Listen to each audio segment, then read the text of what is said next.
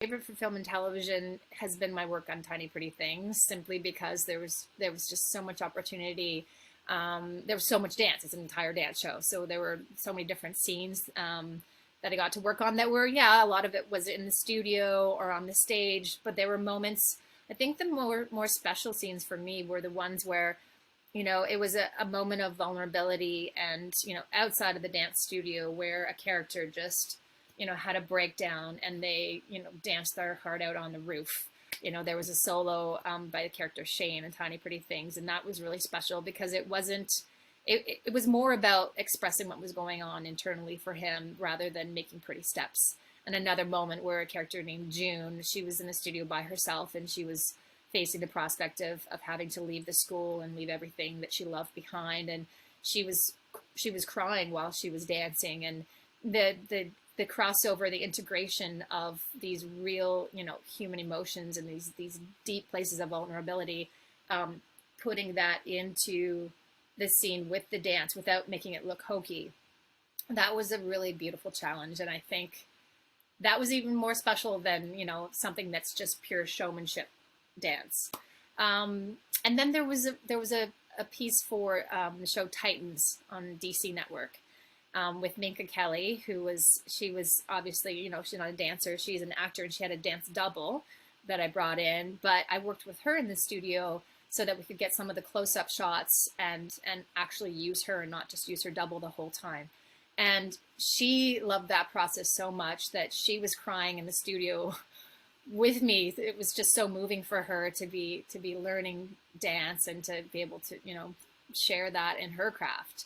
And that scene was incredible because usually, let's be honest, in a dance scene, you see, like, unless it's like a Broadway musical type of show that has, like, that's focused on dance, or Tiny Pretty Things where it's about a dance school, usually they give the dance scenes like maybe 10 seconds and then they cut to something else, and you put together this beautiful huge piece and it's beautifully choreographed, and then you see the show and you're like, oh, I got, like, blink it and I miss it. But with Titans, they put it was the whole length of the Vivaldi winter movement from the Four Seasons. And so I got to choreograph the whole thing start to finish with 16 dancers, 16 ballerinas. So when you have a lot of dancers, you can make really cool shapes and patterns, and it's so satisfying. And then working with Minka and the dance double, it was like a dream because it was like a lot of dance, a lot of bodies, and then getting to work with a famous actor, and put her in it too. So that was like all of the things, rolled into one. So yeah, it was fun. Originally with the synchronized swing teams first at the Granite Club in Toronto. And the Granite Club team was coached by Sheila Croxon, who was the coach for the Beijing Olympics. And she, I can't remember how it first started. Oh, wait a minute. Sorry, I had it reversed. I was working with the figure skating program first, and that made a lot of sense because figure skaters often hire ballet coaches because it's like dancing on the ice. So I would just teach ballet classes several times a week, and I would not just teach a traditional ballet class. I would use my approach, which is a mix of classical ballet and the conditioning. And a couple of the mothers were really enjoying what I was doing, and they were friendly with the synchro coaches and said, "Oh, I think you should talk to the synchro team because I think it would be a really good application there." So Sheila came to watch some of my classes that I was teaching at Sports Clubs of Canada, and she observed, and she's very discerning and very critical with what she thinks will work for her swimmers.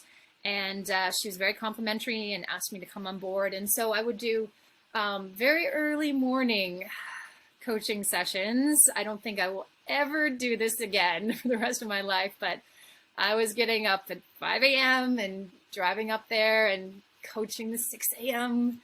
class. And I have such respect for these young swimmers. I mean, these girls were, maybe grade 7, 8, and then into their early high school years. And some of them were almost through on their way to university, but they were putting in full days at school. They were, some of them were getting up at 4 a.m. because they lived outside of the city and traveling in, and they came to class in their bathing suit because they'd either be going to the pool after or they coming from the pool, and they would just, work so hard. every single day, and just, you know, the extreme dedication. I could compare it to professional ballet programs as well.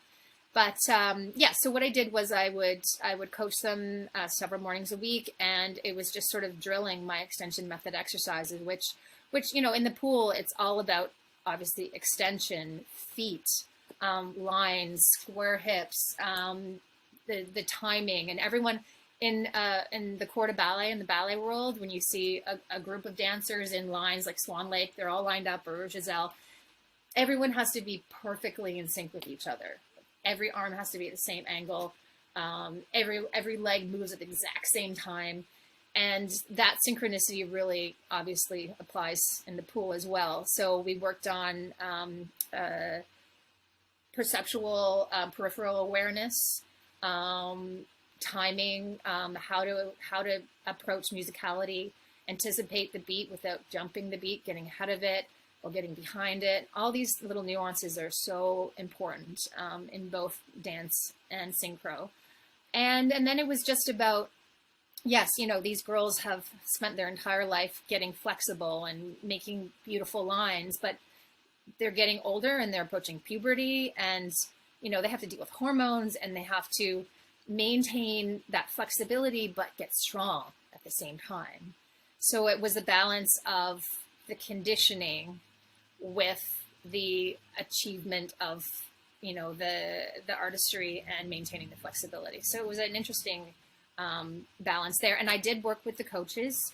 I would go down to the pool and watch. Often we worked in the studio, but we often did classes on the pool deck as well. So I would be able to observe and chat with the coaches about, you know, what they needed a little more of, and then they would come out onto the deck and we'd tackle it there. So that was with the Granite Club, and then that sort of expanded into different clubs across Ontario hearing about me, and Synchro Ontario would bring me on to do their camps when they did them in the summer and through the fall. So, and then of course everything halted when the pandemic happened, and hopefully we'll get back to it at some point. But I did an interesting online session or 2 sessions during the pandemic, Zoom classes with the team in Indonesia. And it was crazy because the timing, I think they ended up doing it it was like 6 a.m. for them, or like 5:30 a.m. in order to be able for me to coach them. It was like 7 or 8 at night. But yeah, it was really cool to be, you know, conducting these classes from so far away. It was just wild. I mean, that's like the good thing about Zoom is, as much as it can be frustrating, it can connect people